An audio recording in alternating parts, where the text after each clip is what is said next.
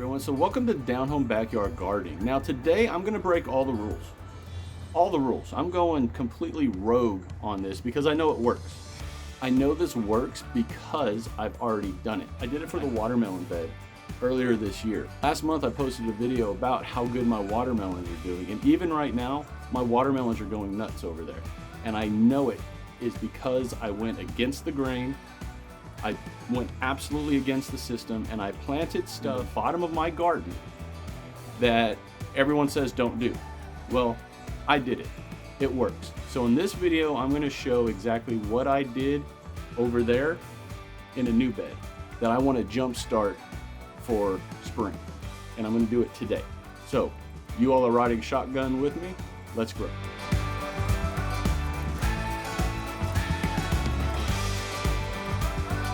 Before we get into the video, I want to invite you to subscribe to the channel. Hit the subscribe button, hit that little bell so you're always notified whenever I upload videos. Check out the social media sites that I'm posting right here. Over to Farmers Defense. This company is great. They have amazing gardening apparel, sleeves, shirts, aprons, hats, straw hats, you name it, they got. Type in backyard 10 at checkout and receive a 20% discount. Okay, so one thing that y'all notice is I dug into my garden. Now, I know you're gonna say, Chad, you do no dig. You do a no dig way of gardening. I do, except for instances like this where you have to dig. Now, two things happened while I dug up that soil. One, I saw how healthy the soil is all the way down. Two, I found 3 grub worms that had to go. Those are 3 less pests I've got to deal with in spring. So yes, I don't like to dig into the soil, but there are times when you have to, and this was a time I needed to. Okay, as you just saw, I dug out this bed because I want to really jumpstart this section of this raised bed. These 2 beds right here are the newest raised beds that I have. As far as how long the soil has been in the beds, they're the newest. And I want to jumpstart this section of this bed for spring. It takes time for everything to decompose. It takes time for all the worms to come in and really start doing their thing in the garden. And so what I'm going to do is something, like I said at the beginning, that I did for my watermelon bed over on that side of the garden. And that was, I planted everything in my fridge that was bad or was going old, that we couldn't eat, except things that had oil. You do not put oil in your soil. You don't. It takes forever for it to break down, and it's just not good for the health of your bed. So don't put any oil in your soil. If you don't remember anything else from this video, don't put oil in your soil. I put everything else in the fridge, pastas, meats, dairy, you name it. If it was going bad, I stuck it in that hole over there, and I'll put a link to that video right here. About a month after I did that, I planted the watermelon plants and the cantaloupe plant and the cantaloupe. And they've done great this year. I mean, they are going nuts. So I'm gonna do the same thing right here, except this time I'm gonna show you all what I'm doing. As you can see, I dug all the way down to the actual ground, to the lawn, to this surface, all the way down there to the very bottom. And that's important. You want what I'm about to put in the bottom of this bed all the way down deep as you can get it. Okay, now I've done a lot of research on this, and the majority of what I have found, the reasons not to plant or to put into your garden what I'm about to do, is mainly for the smell and for rodents or critters. Because obviously I'm about to put, as you saw in the thumbnail, I'm about to put meat into the bottom of this bed. Now I know that goes against everything that probably the majority of all books say. People probably here on YouTube say don't do that. But you know what? I'm bucking the system. I'm going rogue. I'm not listening to that. Now I'm only going to do this for 2 reasons. 1, I know it works. 2, I don't have a rodent problem here. Where I live, I've seen 0 rodents in the 6 years that I've been here. So if you're in an area, this is a disclaimer, if you're in an area that has rodents, raccoons, opossums, rats, mice, whatever, don't do this. Or do this at your own peril. But I would advise not doing this if you have that kind of an issue. I don't, and I know this works, so we're gonna do it. Okay, so this is what's going in the bottom of that hole. Old watermelon that is no longer good, that I chopped up, eggshells for the calcium, and then all this meat. So you got pork chops, ground beef, sausages. So the reason I'm using this meat right here is because my freezer stopped working and I didn't realize it for a couple days. So the meat's no good. So I'm going to utilize it. We're going to repurpose this meat. I'm going to make it beneficial for me and this garden. Everyone I would share my vegetables with. Meat will now have a new purpose. All right, everyone.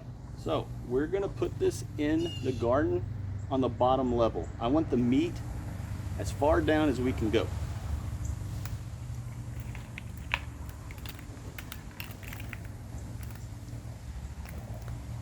Okay, so there you go. Meat's at the bottom.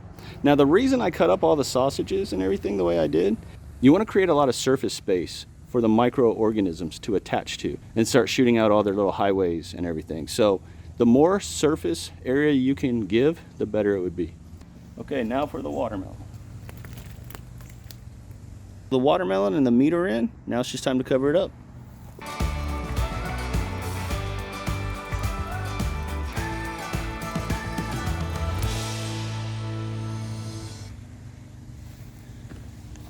Okay, everyone, part of digging into your garden is to search for what you have in there. These are bad, so when you see them, you kill them, because they will come back and destroy your roots and other things.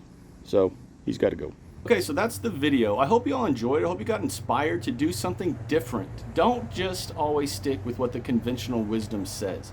If you, as a gardener, have an idea of something that might work for you, then do it. Don't be hamstrung by what all the books and all the videos and everything says. Go with your gut. My gut last May, I think it was, told me to take everything out of the fridge, stick it in a hole over there, and see what happens. And I've had the best watermelon harvest ever. Of course, I've only been doing this for 2 years, but I know that helped. One other thing I wanted to say is, yes, I put watermelon and its seeds and everything at the bottom of that hole, because if by chance though any of those seeds grow, I don't know how they would, they're about 1 foot deep, but if they did, that area and that entire bed next year is going to be my melon bed. I'm going to do nothing but watermelons, cantaloupes, melons of some kind, and pumpkins in that patch, in that bed right there. So if they grow, they grow. I'm not tripping about it. But I'm also in the fall, in about a month from now, I'm going to start a new way of planting. I'm going to experiment, let me say it that way, with a new way of planting. And I'm not ready to divulge what that is yet, because I'm still researching it and learning, but that is coming. So everyone, until next time, shine bright and harvest hard. Bye.